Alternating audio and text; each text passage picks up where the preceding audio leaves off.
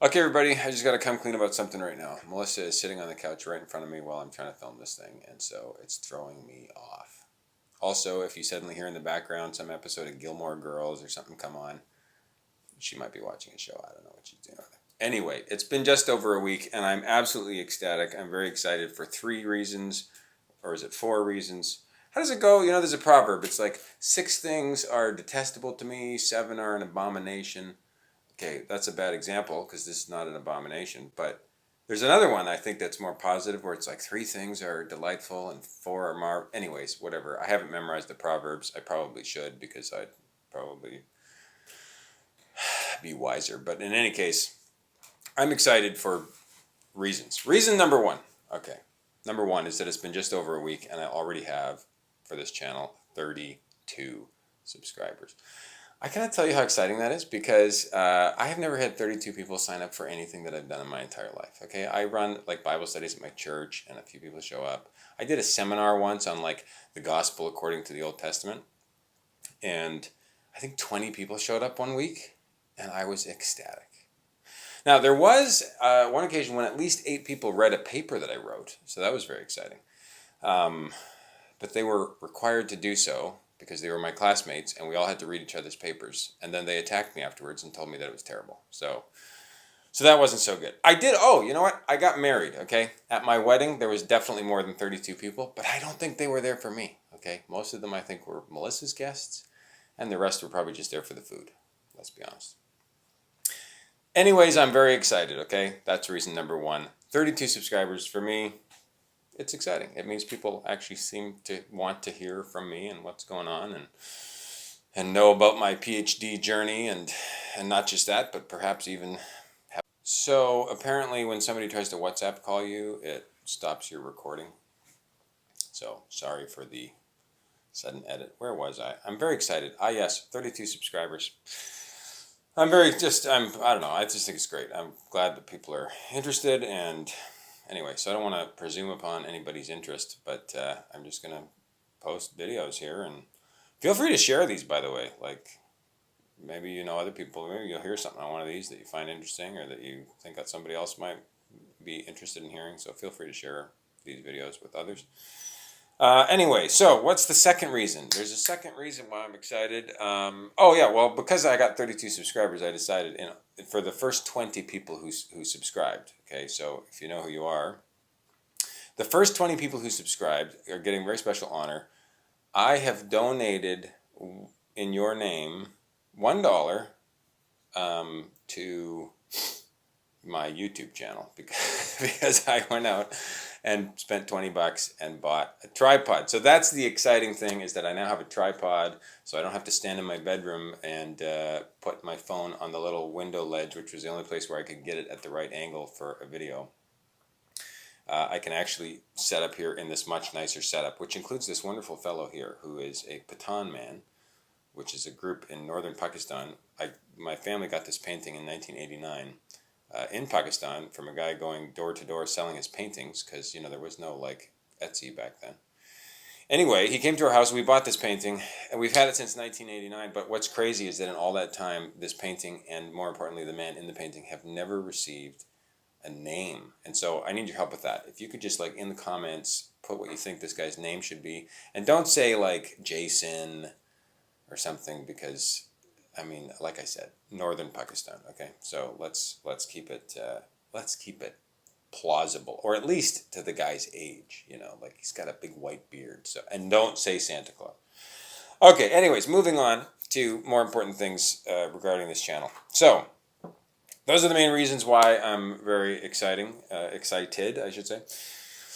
But what do I actually want to talk about on this week's video? I'm going to try to post roughly once a week, but it might not be that often because I am, after all, this summer reading a ridiculous amount of books, which I'll probably make a video about so you can see how terrible it is. But anyway, this week's video, I just wanted to talk very briefly because I said before that my calling, and these videos are sort of supposed to be part of starting to live into that. My calling is to be an educator of the church. I take two meanings out of that, both an educator of the church, so get ready for your linguistics lesson, okay? We learn all about this in our grammars with Greek and Hebrew and all the languages we have to learn in seminary.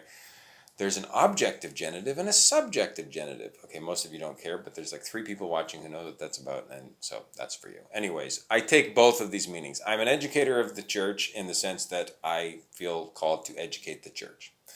I'm also an educator of the church in the sense that I feel like some of the people who have subscribed to my channel or who might otherwise watch this are people that are not part of the church. And I think that's awesome, but I am of the church. And so I hope that I can also educate those kind of people as an educator of the church, if you get the drift. Okay, so those are the 2 kind of dimensions of what I believe my calling to be. And I just want to talk about that for a couple of minutes because it's very consternating, to use a word that I like. It's difficult for me because we have this kind of culture, and I've even come up against it recently where it's been pointed out to me like, well, why do we need to know? Like, we don't need to know so much. Like, we just have this relationship with Jesus, or like, it's kind of like you got to believe certain things, I guess, but like, there's not like a serious need for knowledge. And in fact, people are suspicious of like knowledge, biblical knowledge, because often it just seems like an excuse to have like a big fight about some theological issue, and like because then it comes down to like, do we know the right things, and like, are we teaching people to know exactly like the right doctrines or whatever, right? And so then it's just like always becomes a big fight, usually about like predestination or something, which I promise you I will never make a video about predestination ever. I swear. I swore off predestination like 15 years ago. Anyway,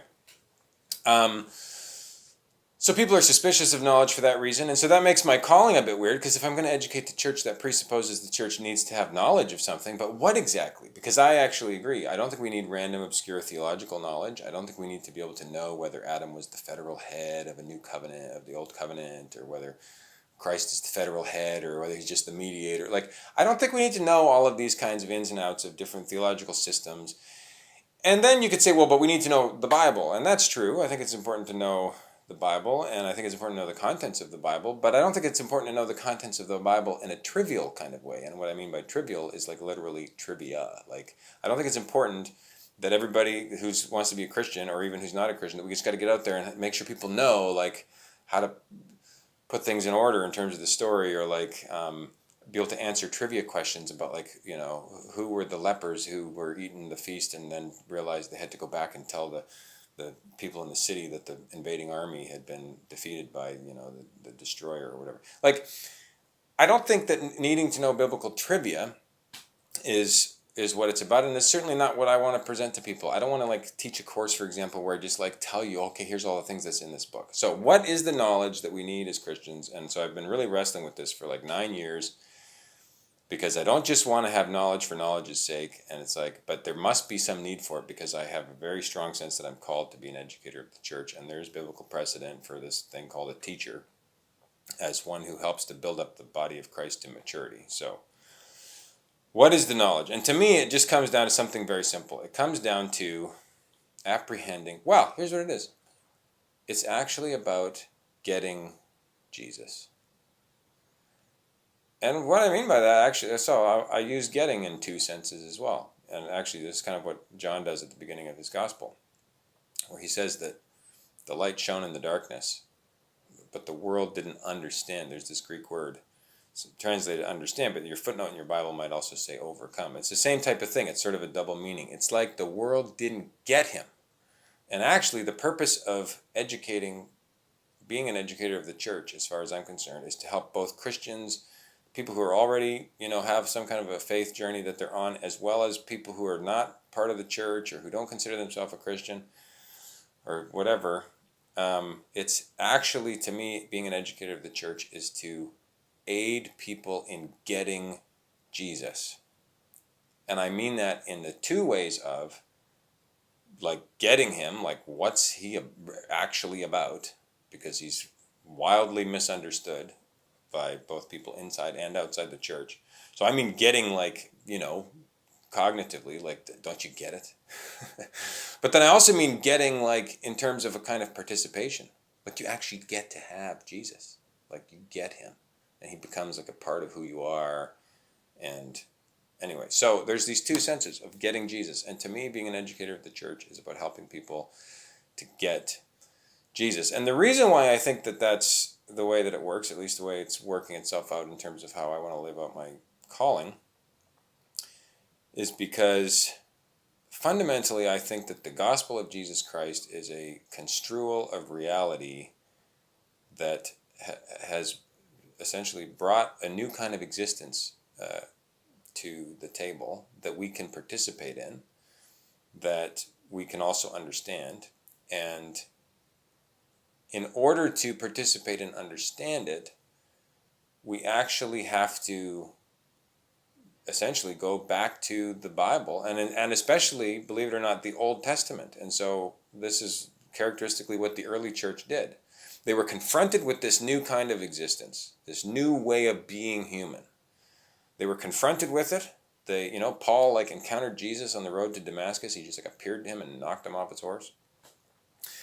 So they were confronted with this new way of being human, and of course that's wrapped up in the gospel story, which I could elaborate on another time. But they were confronted with this new way of being human, and then they tried to actually get it.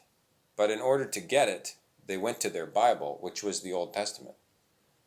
And by reading the Old Testament in search of whether or not these claims about this new way of being human were actually true, whether they were authorized, and by authorized I mean authorized by the God who oversees all of this reality, in the attempt to find out from the Bible whether or not that new reality was really at hand, was really here, was really available, was really gettable, they discovered that it was. But the reason why you need education and why you can't just randomly read the Old Testament is that you're not going to find Jesus randomly in the Old Testament.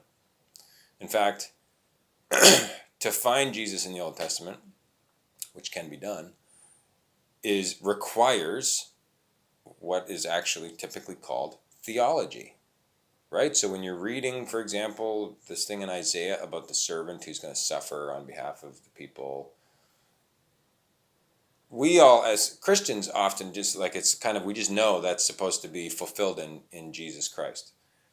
But that you have to do theology to get there, because if you're just reading Isaiah sort of like as its own text, trying to read Isaiah's mind, for example, you're not going to get Jesus. You have to do some kind of theological move where you say, well, I've been confronted with this new reality.